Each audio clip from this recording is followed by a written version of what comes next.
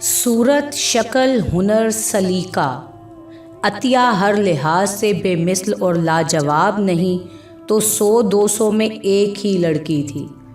خوش قسمتی سے شوہر بھی ایسا ملا کہ ماں باپ کی جدائی، میکہ کی یاد، عزیزوں کی محبت سب دل سے بھلا دی۔ ایک ذرا اس کے سر میں درد ہو جاتا تو مچھلی کی طرح تڑپتا اور گھنٹوں بے چین رہتا۔ اس لحاظ سے عطیہ بہت خوش نصیب لڑکی تھی۔ شادی کا پہلا سال ایسا گزرا کہ خدا دنیا جہان کی بیٹیوں کو نصیب کرے، مگر افسوس پلوٹھی کا بیٹا ہوتے ہی دنیا بھر کے امراض کے ساتھ ہی شوہر کی بے اعتنائی بھی شروع ہو گئی۔ بیوی بد نصیب کے فرشتوں کو بھی خبر نہ تھی کہ یہ امراض اس شخص کو جو ان کی اصلی وجہ ہے میری صورت سے اس قدر بیزار کر دیں گے، اور حسن کی یہ محبت دودھ کے ابال سے زیادہ وقت نہیں رکھتی۔ میمے اور دائیاں علاج میں کسر نہ چھوڑ رہی تھیں، مگر مرض تھا کہ روز بروز بڑھتا ہی چلا جا رہا تھا۔ درد سر کو آرام ہے تو اختلاج قلب بڑھا، اس میں کمی ہوئی تو درد نے زور پکڑا۔ قصہ مختصر، مشکل سے 6 مہینے ایسے گزرے ہوں گے کہ حسن نے دوسری کی ٹھان لی۔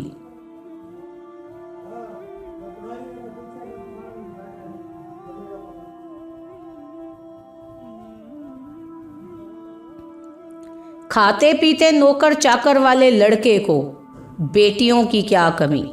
دوسرا سال ختم بھی نہ ہوا تھا کہ عطیہ کی سیج پر سوکن آدھم کی۔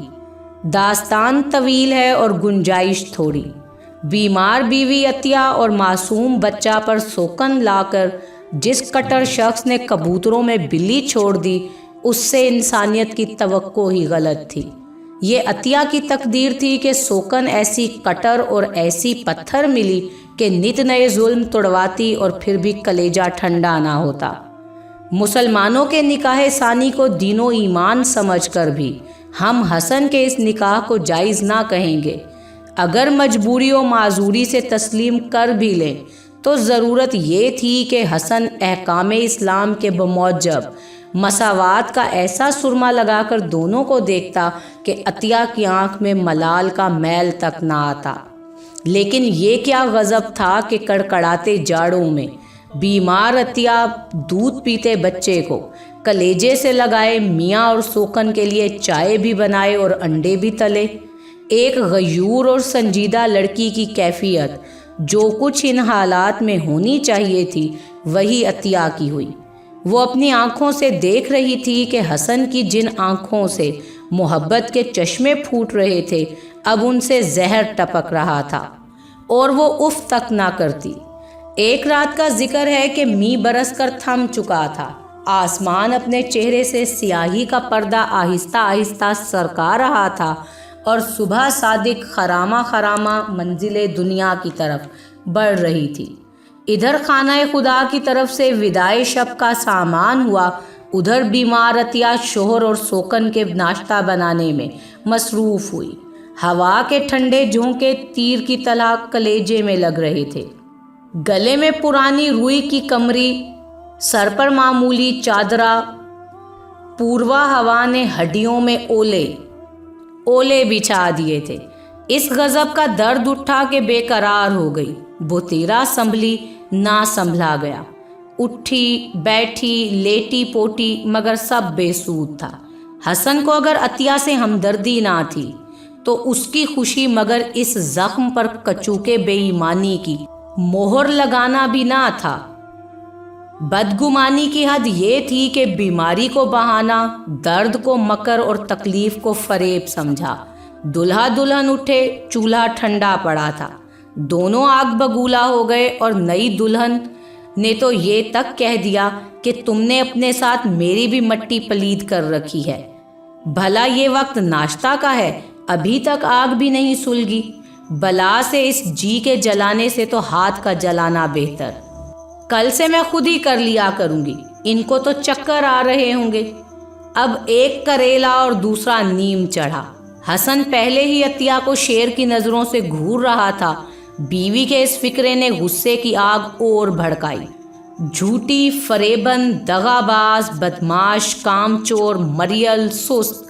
एक लफ्ज़ हो तो कहा जाए ना, उठ खड़ी हो मक्कार, अभी आग सुलगा, नहीं तो मारे थप्पड़ों के मुंह फेर दूंगा। हसन ये कहता हुआ सांप की तरह फुनफनाता हुआ उठा और अतिया को मारने चला कि दरवाजे से खुसर की आवाज़ आई।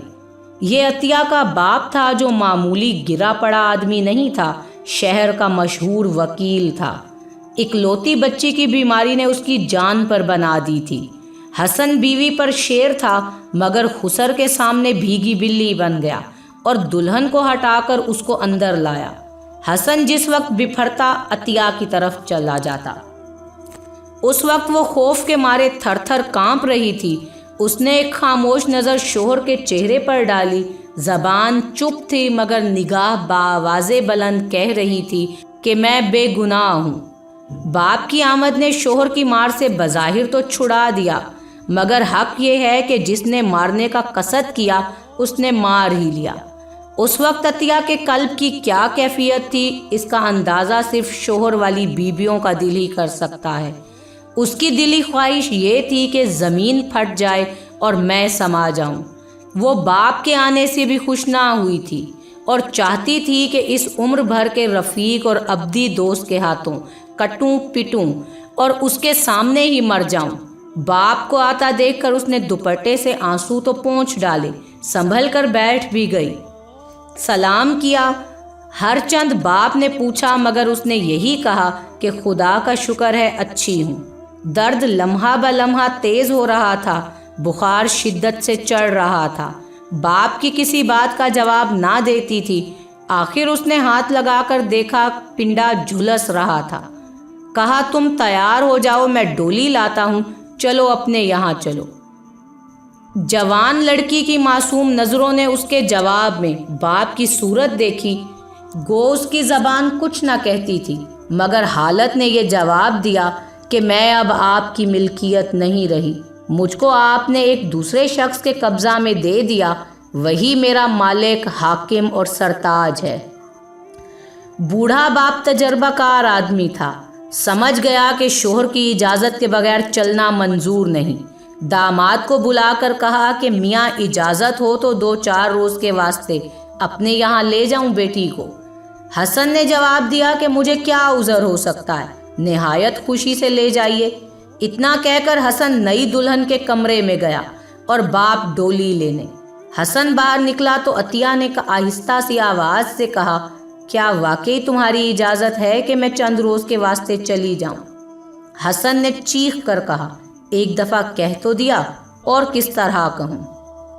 अतिया ने जवाबन कहा कि इल्तजा ये है कि अगर रोज़ाना नहीं तो दूसरे रोज़ चंद लम्हे के वास्ते अपनी सूरत दिखा दिया करो। हसन ने कहा कि मैं खाली बैठा होता हूँ ताकि रोज़ हाजिर हुआ करूँ। इतने में डोली आ गई। अतिया बच्चे को गोद में उठाना चाहती थी कि हसन ने नई दुल्हन के मशवरे से अतिया को कहा कि बच्चा छोड़ जाओ, मैं पहुंचा दूंगा। इधर बाप का तकाजा, उधर ममता का जोश। मिन्नत से कहा, समाजत से कहा, मगर संगदिल बाप ने बच्चा देने की इजाज़त ना दी। अतिया के बाप ने अंदर आकर कहा, मियाँ क्या कहते हो? हसन ने जवाब दिया, आप इनको ले जाएं, मैं डॉक्टर को दिखाकर खुद ही बच्चे को पहुंचा दूंगा। बाप छिछोराना था कि लड़ने लगता, खामोश हो गया। एक ठंडी सांस भरकर बेटी को डोली में बिठाकर घर का रास्ता लिया। आफताब लातादाद मर्तबा तुलू होकर गुरूब हो गया।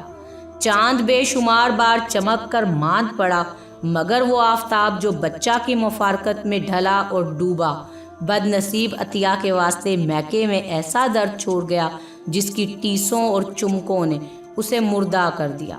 मैके की मामा, हकीकी चचा, रिश्ते के मामू सभी गए और कोशिश की, मगर हसन ने बच्चा ना भेजा। दुखियारी कलेजा पर घूंसे मारने लगी। दुनिया आँखों में अंधेर थी और कोई इतना ना था कि 4 पहर बिछड़े हुए बच्चे की सूरत दिखा दे। तड़प रही थी कि हसन का ये पैगाम आन पहुंचा, बच्चा अपनी फूफो के पास गांव में है, लेकिन तुम अभी आ जाओ, अगर फौरन ना आई तो सुबह ही ज़ोजियत का दावा दायर कर दूंगा اور عدالت کا حکم لے کر چوٹی سے پکڑ کر گھر میں گھسیٹ کر واپس لاؤں گا۔ عطیہ کے باپ نے یہ الفاظ سنے، بیٹی کو بلا کر گلے سے لگایا اور کہا، جا بیٹی، خدا کے سپرد کیا۔ اتنا کہہ کر بد نصیب باپ کی ہچکی بند گئی۔ اس نے کمرے میں گھس کر دروازہ بند کر لیا۔ عطیہ کی حالت خراب تھی۔ جب یہ سنا کہ بچہ بھی وہاں پر نہیں ہے، اس وقت سے بخار اور تیز ہو گیا۔ خدمت کی مصیبت آنکھ کے سامنے تھی۔ ماں، بہنیں، سہیلیاں سب کھڑی آٹھ آٹھ آنسو رو رہی تھیں۔ ڈولی موجود تھی۔ سوار ہونے سے پہلے عطیہ نے کہا کہ مرض کی حالت مریض سے بہتر کوئی نہیں جان سکتا۔ میں اب اس دنیا میں چند ساتوں کی مہمان ہوں اور قریب ہے کہ وہ وقت کہ ماں میری موت اور باپ فراق ابدی پر خون کے آنسو گرائیں اور میری نامراد آنکھیں معصوم بچے کی صورت کو پھڑکتی ہمیشہ کی نیند سو جائیں۔ مگر مجھے ماں کے صدمہ، باپ کے رنج اور عزیزوں کے افسوس سے زیادہ اس مصیبت کا دھڑکا ہے جس کے خیال سے میرے رونگٹے کھڑے ہوتے ہیں۔ بہنوں، جن کانوں نے کوار پنے میں ماں باپ کی جھڑکی تک نہ سنی ہو، نکاح نے ان کو سخت سے سخت اور بد سے بدتر کلمے سنوا دیے۔ جس جسم پر پھول کی چھڑی نہ لگی تھی، اب اس پر بیدیں پڑنے کا وقت آن پہنچا۔ میرا سانس اکھڑ رہا ہے اور وقت آخر ہے۔ میرا پیام مسلمانوں تک پہنچا دینا۔ بزرگوں، اگر صداقت اسلام دلوں میں اور انصاف کی جھلک آنکھوں میں موجود ہے تو کبھی بھولے بسرے، سوتے جاگتے ان بد نصیب ہستیوں پر بھی غور کرو، جو ناز و نعم سے پل کر، ہاتھوں چھاؤں بڑھ کر سنگ دل شوہروں کے قبضے میں جا پھنسی۔ مسلمانوں کی حالت کا قیاس اپنے اوپر نہ کرو۔ اس بد نصیب قوم کی حالت زار کی داستان گھر کی ماماؤں اور پڑوس کی بد نصیبوں سے سنو۔ زندگی آپ کو مصیبت اور دنیا ان کے واسطے دوزخ۔ ظالم شوہروں سے اٹھتے جوتی اور بیٹھے لات سے ان کو کائنات کی بدترین ہستی بنا دیا۔ للہ ایمان سے کام لو اور بتاؤ، اگر ہم نے حکم طلاق کے آگے کبھی اف کی ہو، تم نے بے گناہ بے قصور طلاقیں دی اور ہم نے گردنیں جھکا دی، مگر اس نبی اور اسی مذہب نے ہم کو خلا کا حق دیا تھا۔ مگر ہے کوئی مسلمان جو آج یہ کہہ سکے کہ اس نے ایک بد نصیب بیوی کو خلا دلوا کر ظالم شوہر سے چھٹکارا دلوایا ہو؟ ہم نے خاک عرب سے اٹھنے والے رسول صلی اللہ علیہ وآلہ وسلم کے احکام سر اور آنکھوں پر اور اسلام کی لاج رکھی، مگر تم نے اس پاک ہستی اور مکمل انسان کا ارشاد ٹھکرا دیا۔